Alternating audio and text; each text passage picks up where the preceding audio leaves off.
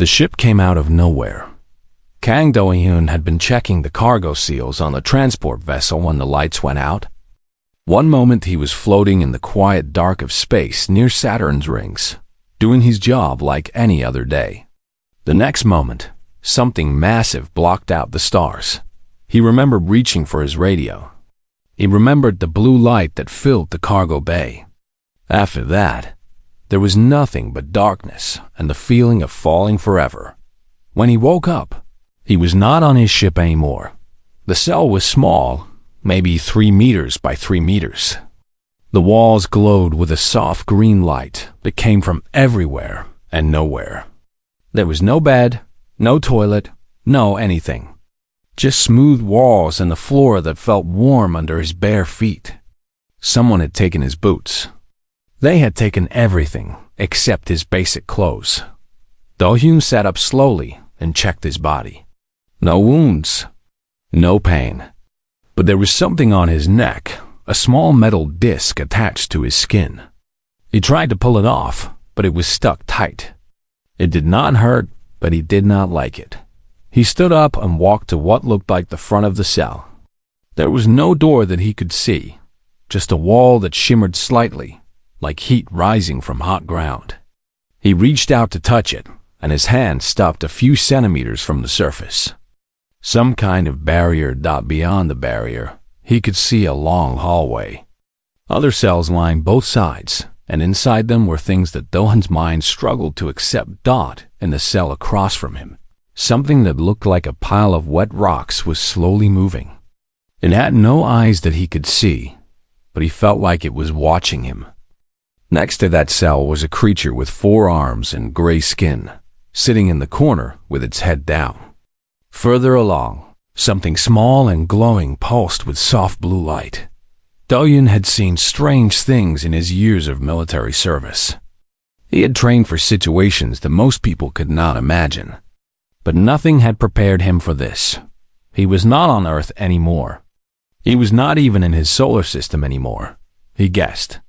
He had been taken by something not human, and he was now in a cage. The smart thing to do was panic. The normal thing to do was scream, or cry, or beat his hands against the barrier until they bled. Do-hyun did none of these things. Instead, he sat down in the center of his cell, crossed his legs, and began to watch. Hours passed. Maybe days. It was hard to tell in the constant green light. Do-hyun watched everything. He watched the other prisoners in their cells. He watched the hallway for any movement. He watched the barrier, looking for any change in how it shimmered. Eventually, something came.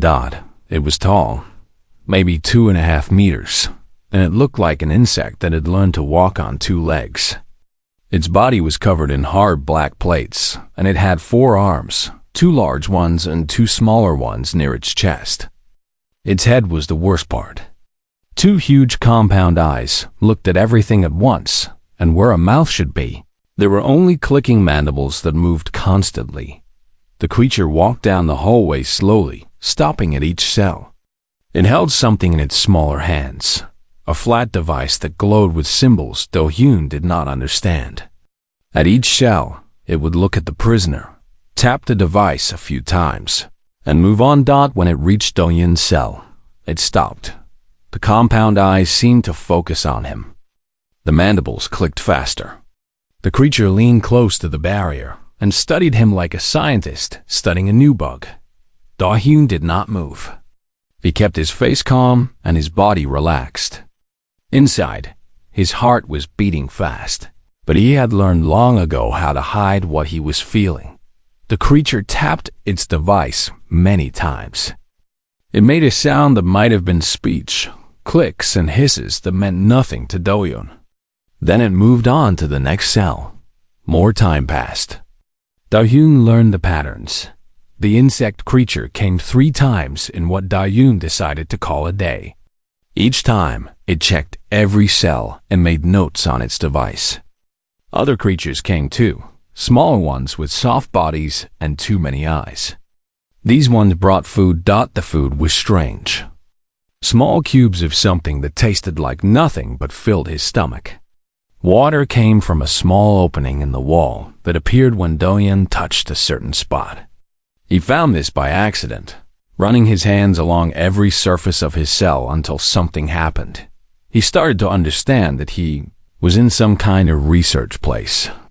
The creatures were scientists, and he was a specimen.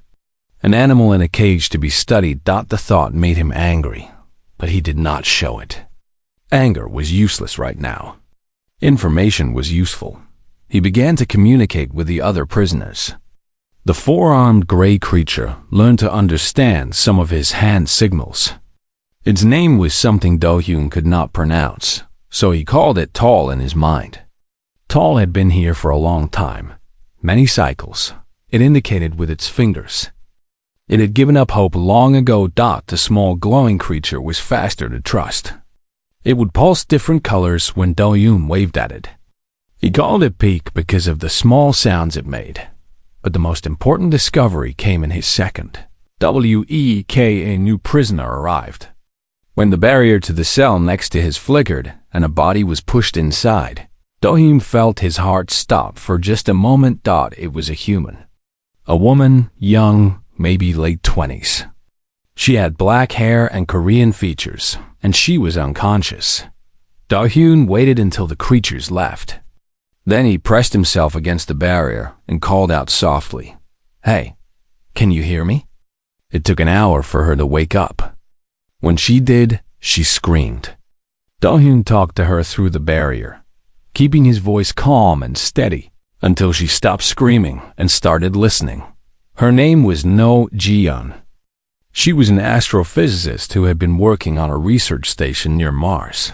She had been taken the same way as Do-hyun. Blue light, then nothing, then waking up here. "Where are we?" she asked, her voice shaking. "I do not know exactly," Do-hyun said. "But I have been watching, learning. These creatures think we are animals. They are studying us." Ji-yeon looked at the cells around them, at the strange beings in each one. "This is impossible," she whispered. "It is very possible," Do-hyun said. "It is happening right now. The question is what we do about it." Ji-yeon was smart. Smarter than Do-hyun in many ways. Within a few days, she had started to learn the creature's language. She listened when they spoke and made notes in her mind. She was a scientist, and even in a cage, she could not stop trying to understand. "The big one with the mandibles," she said one day. "The others call him Instructor Vrel. He is in charge of this section. He thinks we are simple, lower creatures." Do-hyun nodded slowly. "Good." Ji-yeon looked at him with confusion. "Good? How is that good?" Do-hyun smiled, but there was no warmth in it. "Because they are not afraid of us. They do not watch us carefully. They think we cannot be dangerous." He looked at Instructor Vrel through the barrier as the creature walked past, clicking and tapping its device. "Let them keep thinking that," Do-hyun said quietly. "Let them think we are just animals in their cage." Ji-yeon stared at him. She was beginning to understand what kind of man was locked in the cell next to hers. Not a victim, not a specimen, something else entirely. Instructor Vrel was very proud of his work. In 300 cycles of service to the Galactic Coalition, he had collected and studied over 2,000 species from across the known galaxy. He had written papers that other scientists praised. He had received honors that few researchers ever achieved. He knew more about alien biology than almost anyone alive. When the scouts brought him the first humans, he was not impressed. The scan results were ordinary. 2 arms, 2 legs, soft skin with no armor or protection. Internal skeleton made of calcium, fragile, easy to break. Eyes that could only see a small range of light. Ears that could only hear a small range of sound. No claws, no venom. No natural weapons of any kind. Low-threat biological specimens, Vrel had written in his report. Suitable for standard containment. No special precautions needed. He placed them in Wing 7, where he kept the simple creatures. The ones that were interesting enough to study, but not dangerous enough to worry about. This was Instructor. Vrel's first mistake. The Coalition's testing equipment was very advanced. It could measure strengths, speed, reflexes, and 100 other physical traits with perfect accuracy. But it was designed for Coalition species, beings who had evolved in stable environments, whose bodies worked in predictable ways. Human bodies did not work in predictable ways. When the machines tested Do-hyun's strength, he was still unconscious from the sedation drugs. His muscles were relaxed, weak. The machines recorded average numbers. When the machines tested his reflexes, he was confused and disoriented, barely awake. His reactions were slow. The machines recorded average numbers. What the machines did not test was what happened when a human was awake, alert, and ready. They did not measure the explosive power that human muscles could produce in short bursts. They did not account for the adrenaline that could flood a human body in moments of danger. They did not understand that humans were not built for average. They were built for extremes. Instructor Vrel looked at the average numbers and saw an average creature. He never thought to question the data. This was his second mistake. Ji-yeon learned more of the Coalition language every day. She listened to every conversation she could hear, memorized every word, and slowly built a picture of where they were and what was happening. "We are on a research ship called the Quiet Study," she told Do-hyun one night, speaking softly so the guards would not hear. "It travels through space, collecting specimens from new worlds. We are very far from Earth, maybe thousands of light years." Do-hyun nodded. He had expected something like this. "How many crew?" "Maybe 60 or 70. Most are scientists and workers. The guards are few. They do not expect trouble from the specimens. And us? What do they plan for us?" Ji-yeon was quiet for a moment. When she spoke again, her voice was smaller. "There is a procedure they do. Cognitive assessment, they call it. They put machines in your brain to map how you think. It is not gentle. Some specimens do not survive it. Others survive, but are never the same." Do-hyun felt his jaw tighten. "When?" 3 days. They scheduled us both. Vrel is curious about our communication abilities. He wants to understand how we think. 3 days. 72 hours to figure out a way to avoid having his brain taken apart by alien machines. Do-hyun had faced bad odds before. In his military years, he had been in situations where death seemed certain. But he had always found a way. He would find a way now. He spent the next day watching even more carefully than before. He counted guards, tracked their movements, noted their weapons. He studied the barriers on the cells, looking for any weakness. He watched Instructor Vrel, learning his habits, his schedule, his blind spots. And he talked to the other specimens. Through hand signals and Ji-yeon's translations, he learned their stories. Tall, the four-armed gray being, had been a soldier on his homeworld before the Coalition came. His people had tried to fight, but the Coalition was too strong. Now his planet was conquered. His people were servants. And Tall was a specimen in a cage. Peak, the small glowing creature, came from a water world. Its people were peaceful, had no weapons, no concept of war. The Coalition had taken them easily. A being called Orm had skin that made a mild poison when it was scared or stressed. The Coalition kept it sedated most of the time. Another creature, long and thin like a snake, could see heat instead of light. There were others too, each with their own abilities, each broken and hopeless. "They have been here too long," Ji-yeon said sadly. "They have forgotten how to fight." "They did not forget," Do-hyun said. "They just need someone to remind them." He began speaking to them differently, not just gathering information, but giving it. He told them about Earth, about humanity, about the wars his people had fought and survived. He told them about times when small groups had defeated larger enemies through courage and clever thinking. At first, they did not believe him. Why would they? They had seen the coalition's power. They had seen their own worlds fall. What could one soft creature from an unknown planet possibly do? But Do-hyun did not need them to believe. Not yet. He just needed them to listen. On the second day, Instructor Vrel came to observe the humans more closely. He stood outside Do-hyun's cell for a long time, his compound eyes studying every detail. His mandibles clicked slowly, a sign of deep thought. Jian had explained. "You are calm," Vrel said in his clicking language. Jian translated quietly from her cell. Do-hyun did not respond. He sat still, his face empty of expression. "Most new specimens show fear," Vrel continued.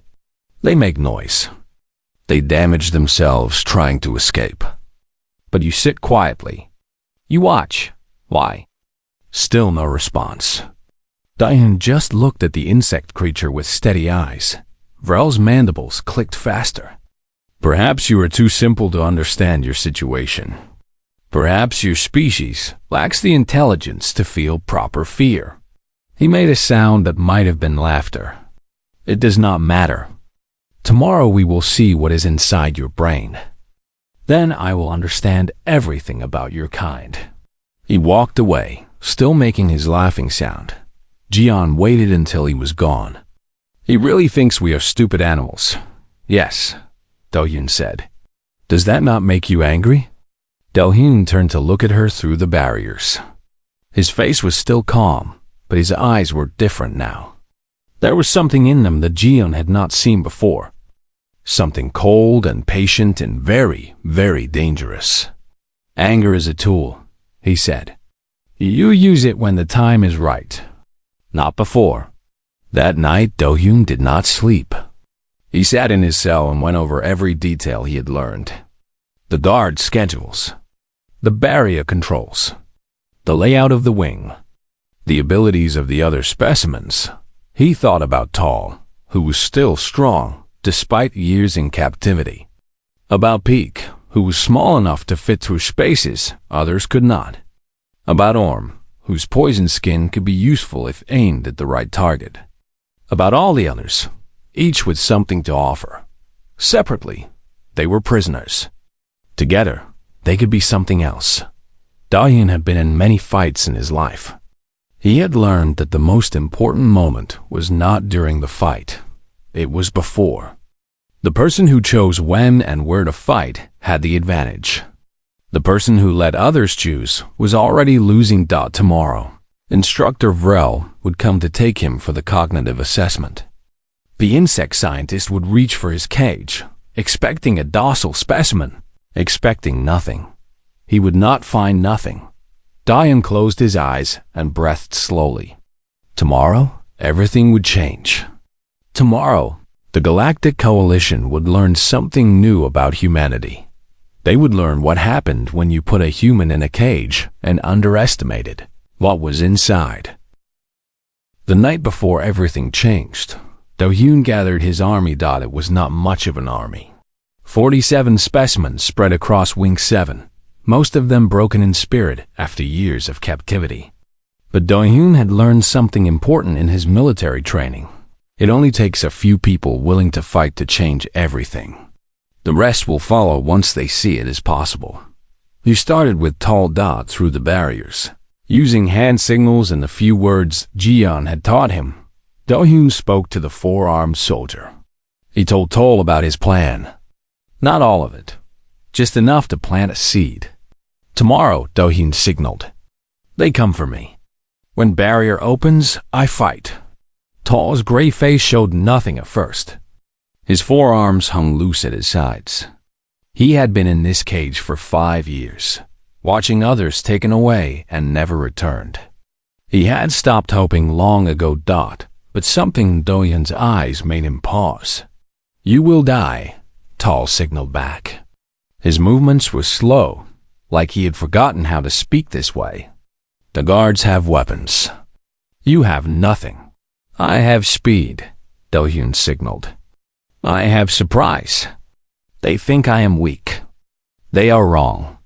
Tall stared at him for a long time. Then, slowly, he straightened his back. It was a small movement, but Do-hyun saw it. A spark of something that had been dead for a long time. If you fight, Tall signaled. I fight too. Do-hyun moved to the next cell, and the next, speaking to each specimen in whatever way they could understand. Some refused to listen. They were too afraid, too broken. Do-hyun did not blame them, but others listened. Pik, the small glowing creature, pulsed with colors when Do-hyun explained the plan. It could move through the ventilation shafts that ran between the cells, spaces too small for the guards to follow. It could reach places no one expected. Orm, the being with poisoned skin, had been kept sedated for so long that the guards had become careless. They did not check the dosage anymore. Orm had been secretly reducing its intake, letting the drugs wear off. By tomorrow, it would be fully awake for the first time in months. Creature Do-hyun called Ban had 6 legs and could cling to walls and ceilings. Another called Seok had hard plates covering its body like armor. A third called Yuna, named after a girl Do-hyun had known as a child, could see through walls using some kind of natural sonar. Not all of them could fight, but all of them could help. Jian watched from her cell as Do-hyun moved through the wing, building connections, making plans. She had known him for only 2 weeks, but she was beginning to understand what kind of man he was. You are not just planning to escape, she said quietly when he returned to the cells near hers. You are planning something bigger. Do-hyun sat down and looked at her through the barrier. If we run, they will chase us. We do not know this ship. We do not know space. We have nowhere to go. Running is dying slowly. Then what? We do not run, Do-hyun said. We take the ship. Jian's mouth opened, then closed. She wanted to say it was impossible. She wanted to say they were 47 weak prisoners against 60 armed crew members.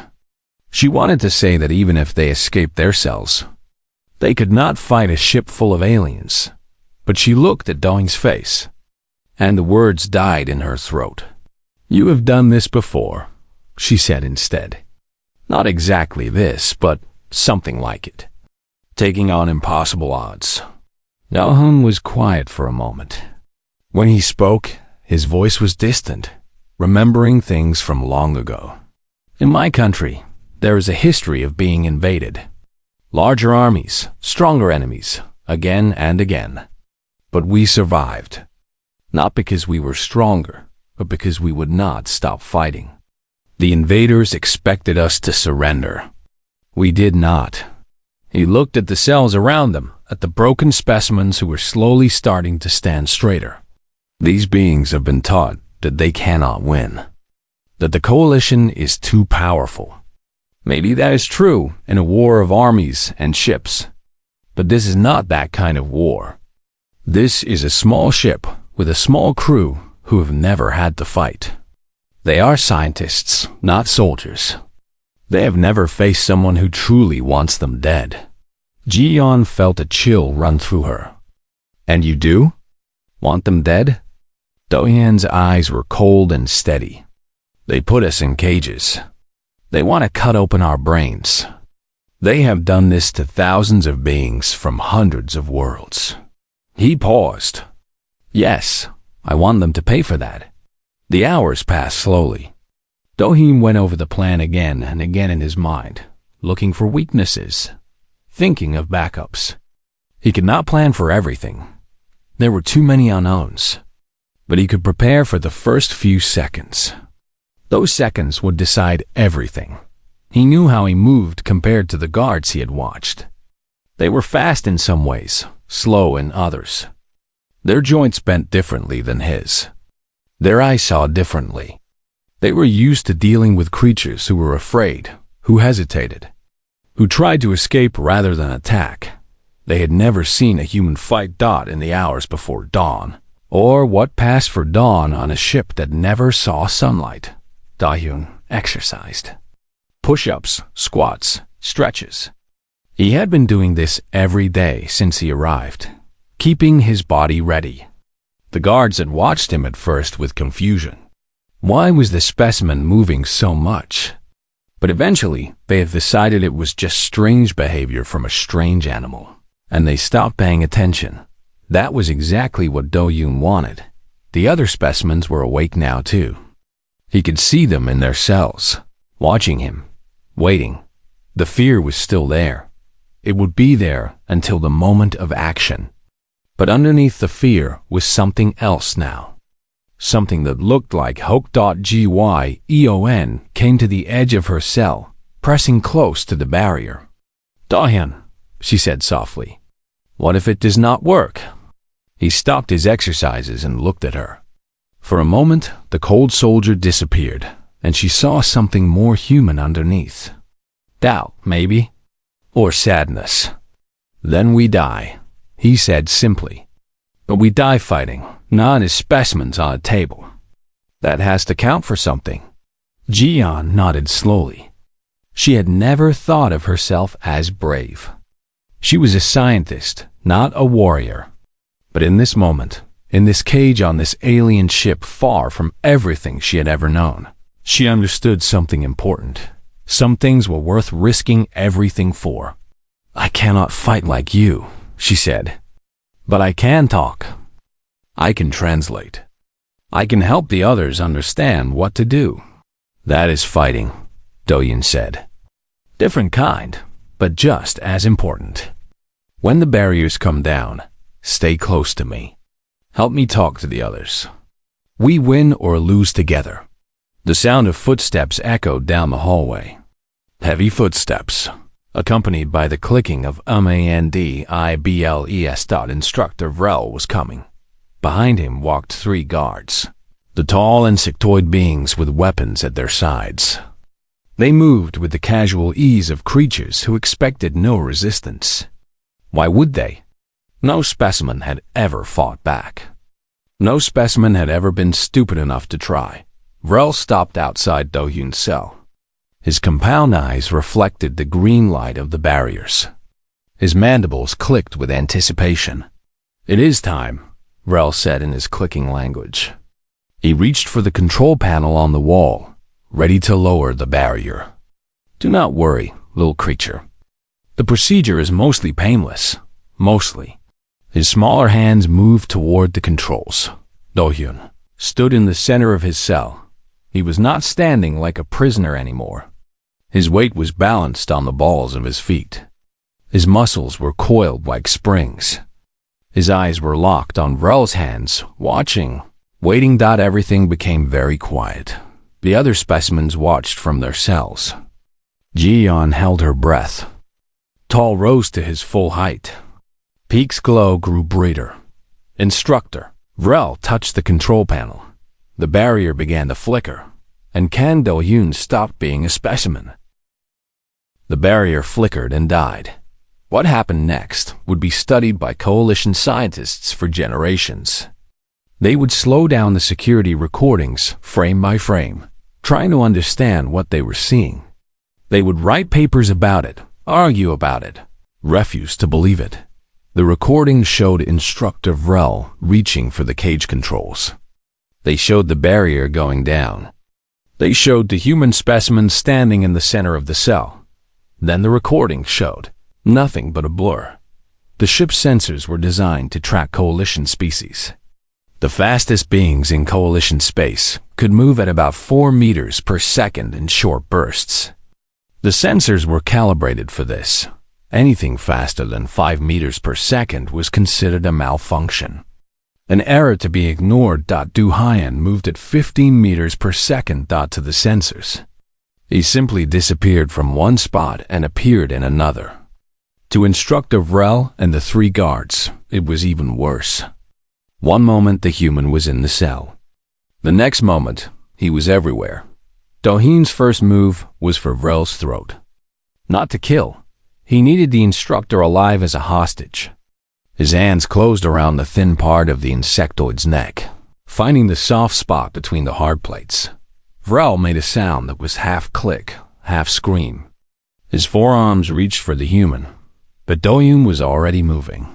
He spun Vrel around, using the instructor's body as a shield. One of the guards raised its weapon, but it hesitated. If it fired, it might hit Vrel instead. That hesitation lasted less than a second. It was enough. Do-yoon released Vrel, with one hand, and struck the nearest guard in what he hoped was a vulnerable spot. He had watched these creatures for weeks, noting how they moved, where their joints connected, where the plates of their armor were thinnest.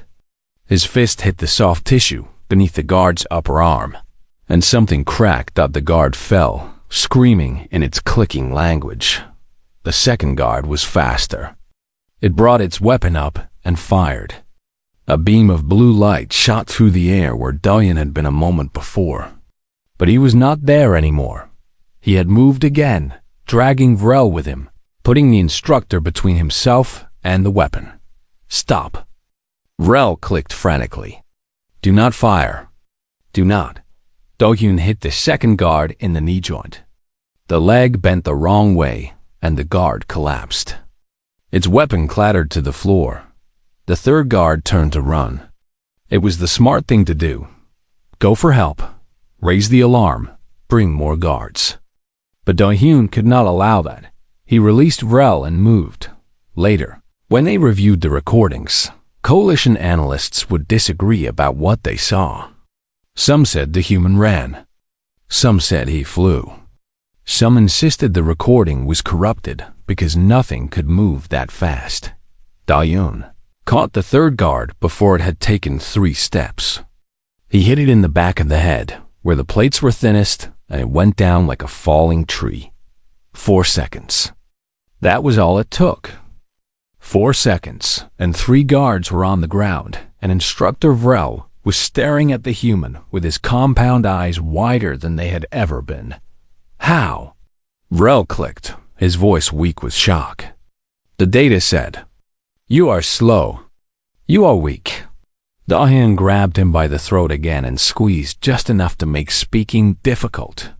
"Your data was wrong," he said in his own language, knowing Vrel could not understand the words. But the meaning was clear enough. Gyeon was already at the edge of her cell, calling out, "Do-yoon! The controls! Panel on the right." He looked where she pointed and saw a larger control panel on the wall. Still holding Vrel with one hand, he moved to the panel and studied it. The symbols meant nothing to him. "The blue one," Gyeon called. "Press the blue symbol." He pressed it. All along the hallway, the barriers flickered and died. For a moment, nothing happened. The specimens stood in their cells, looking at the open doorways, not believing what they were seeing. They had been caged for so long that freedom seemed impossible, even when it was right in front of them. Then Tall stepped forward. The 4-armed soldier walked out of his cell for the first time in 5 years. He stretched his arms, all 4 of them, and made a sound that might have been a laugh or a sob. Then he looked at the fallen guards and the terrified Vrel, and his face changed. "You said if you fight, I fight," Tall said in his own language. Do-yoon did not understand the words, but he understood the tone. He nodded. Tall picked up one of the guards' weapons. He examined it briefly, then pointed it down the hallway toward the direction reinforcements would come. One by one, the other specimens emerged. Peak flowed out of its cell like glowing water and immediately moved to a ventilation shaft on the ceiling. It was inside and gone within seconds, off to see what was happening in other parts of the ship. Orm stumbled out on unsteady legs, the sedation drug still leaving its system. Its skin was already starting to change color, the poison glands waking up. Ban scrambled up the wall and positioned itself above the hallway, ready to drop on anyone who came through. Gyeon ran to Do-yoon's side. "What do we do now?" "We move fast," Do-yoon said. "They know something is wrong. Soon there will be more guards." He shook Vrel roughly. "Tell her how to get to the command center." Gyeon translated. Vrel clicked something in response. He says he will not help us, Jian said. He says we will all be killed. Do-hyun looked at Vrel for a long moment. Then he spoke, slowly and clearly, letting Jian translate each word. I am going to take your ship. I am going to free every specimen on board. And then I am going to send a message to your Galactic Coalition telling them what happened here. You can help me do this and live. Or you can refuse and die. But understand this, I am not asking for your permission. I am telling you what is going to happen. The only choice you have is whether you are alive to see it. Vrel stared at him. His mandibles clicked weakly. You are one creature, he said through Jian. Even if you defeat the guards, you cannot operate this ship. You cannot navigate. You cannot. I have 47 creatures, Do-hyun interrupted. And more importantly, I have her. He pointed at Jian. She learns fast. She will figure out your ship. You will help her, or you will die. For a long moment, no one moved. Vrel looked at the human, at the freed specimens gathering around him, at the guards lying broken on the floor. His compound eyes saw everything, understood everything. He was no longer dealing with a specimen. He was dealing with a predator. The command center is on deck 3. Vrel clicked finally. Forward section. But there are guards. Many guards. Do-hyun smiled. It was not a friendly expression. Good, he said. Let them come. He turned to face the freed specimens. They were watching him, dozens of different species, different shapes, different abilities. All of them looking to him for guidance. Listen to me, he said, and Jian translated as best she could. The guards will try to stop us. They have weapons in numbers. But they are afraid. They have never fought for their lives. We have nothing to lose. That makes us dangerous. He picked up a weapon from one of the fallen guards and tested its weight. Stay together.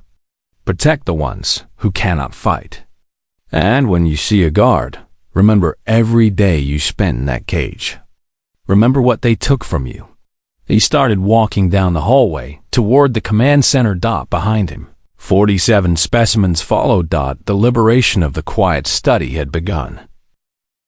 The battle for the quiet study took 4 hours. 4 hours of fighting through corridors that had never seen violence. 4 hours of alarms screaming and lights flashing red. 4 hours of crew members learning the terrible truth about the specimens they had kept in cages. The coalition crew did not understand what was happening at first. When the alarms went off, they thought it was a malfunction. When the first reports came in about freed specimens, they thought it was a small problem. 1 or 2 creatures loose in the containment wing. They sent a handful of guards to deal with it. Those guards did not come back. Do-hyun led the charge through the lower decks. He moved like water through the ship, flowing from one fight to the next. The crew's weapons were designed to stun and contain, not to kill. They had never needed killing weapons. Do-hyun's hands were designed for both, but he was not alone anymore. Tall fought beside him, the 4-armed soldier remembering skills he had tried to forget. His people had been warriors once, before the coalition broke them. Now, with a weapon in 2 of his hands and rage in his heart, Tall was a warrior again. Peak moved through the ventilation system, appearing in rooms where the crew least expected. It could not fight directly, but it could distract, confuse, and terrify. A glowing creature appearing suddenly in a dark room was enough to freeze most opponents for a critical second. Orm touched every guard it could reach. Its skin was fully awake now, and the poison worked fast. Not lethal? Do-hyun had been clear about that, but powerful enough to make the strongest guard collapse within seconds. Van dropped from ceilings onto enemies below. Seok used its armored body to block doorways and absorb weapon fire. Yuna called out warnings, its sonar sight seeing enemies before they appeared. They were not trained soldiers. They did not fight in formation or use tactics. But they fought together, and they fought with the desperate fury of beings who had nothing left to lose. The crew of the Quiet Study had everything to lose, and it made them hesitate. That hesitation killed them. By the second hour, the lower decks were secure. Do-hyun had the crew members locked in the same cells that had held the specimens. It was Ji-yeon's idea. Poetic justice. She called it. By the third hour, they had reached deck 2. The resistance was stronger here. The remaining guards had gathered together, built barricades, prepared a defense. They knew the ship was being taken, and they were fighting for their lives. It was not enough. Do-hyun found a way through the maintenance tunnels. Peak found another way through the ventilation. Tall led a direct assault on the main barricade, while the others attacked from the sides. The guards were overwhelmed from 3 directions at once. When the last guard fell, Do-hyun allowed himself one moment of rest. His body was covered in bruises and small cuts. His muscles burned with exhaustion. But they were not finished yet. "The command center," he said to Ji-yeon. "How many left?" She had been monitoring the ship's communications, listening to the panicked clicks and hisses of the crew. "Maybe 15. The captain is there. They have locked the doors and sent a distress signal. How long until help arrives?" "The nearest coalition ship is 6 hours away." "Maybe more." Dawn nodded. 6 hours was plenty of time. They reached the command center 10 minutes later. The doors were thick, designed to hold against attacks. But they were not designed for this. Dawn had Vrel speak into the communication system. "Open the doors," he made the instructor say. "The situation is under control. Open the doors." For a moment, nothing happened. Then a voice came back. The captain, Ji-yeon, translated. "Instructor Vrel, we have seen the recordings. We know what is happening. The specimen cannot understand our language. Tell us the truth. Are you a hostage?" Vrel looked at Do-hyun. The human's face was covered in blood, some his own, most not. His eyes were steady and calm. "Yes," Vrel clicked. "I am a hostage, but I am alive. Open the doors, and we can negotiate. Keep them closed, and he will find another way in. He always finds a way." A long silence. Then the doors opened. The captain of the Quiet Study was an older being, with faded plates and tired compound eyes. He stood in the center of the command center, surrounded by his remaining crew, and watched as the human walked in. "You are insane," the captain said through Ji-yeon. "The coalition will hunt you. They will find you. They will make an example of you." Do-hyun walked past him without responding. He studied the control panels, the view screens, the equipment that ran the ship. He understood none of it. But Ji-yeon was already at his side, looking at everything, her scientist's mind working. "I can learn this," she said quietly. "Give me time, and I can fly this ship." Do-hyun turned back to the captain. "You are going to help her. You and your crew. You are going to teach her everything she needs to know. And if we refuse?" Do-hyun smiled that cold smile again. "Then I will put you in a cell and find someone else who will help. There are 63 of you on this ship. Someone will cooperate. The only question is how many of you I have to hurt before I find that someone." The captain's mandibles clicked nervously. He had commanded this ship for 20 years. He had never been afraid of a specimen before. He had never been afraid of anything. He was afraid now. Within the hour, the crew of the Quiet Study was working under new management. Some cooperated willingly. Junior crew members who had never liked the specimen program, who had always felt uncomfortable with what they were doing. Others cooperated because they had no choice. Ji-yeon learned fast. She had to. Their lives depended on it. But she was a scientist, and this was just another system to understand. Within hours, she could navigate the basic controls. Within days, she would master everything. As the ship turned toward human space, Do-hyun sat in the captain's chair, and watched the stars slide past the view screen. Beside him, Tall stood guard, forearms crossed over his chest. On the other side, Peak pulsed with soft, peaceful colors. Gyeon came to stand before the main communication panel. "I can broadcast a message," she said. "All frequencies. The whole coalition will hear it." Do-hyun nodded. "Do it." She activated the system and began to speak. Her voice was translated into a dozen coalition languages, sent out into the void to be heard by anyone listening. "This is the former research vessel Quiet Study, now under new management. To the Galactic Coalition, humanity is not a specimen. We are not pets. We are not livestock. And we are coming home." She paused, looking at Do-hyun.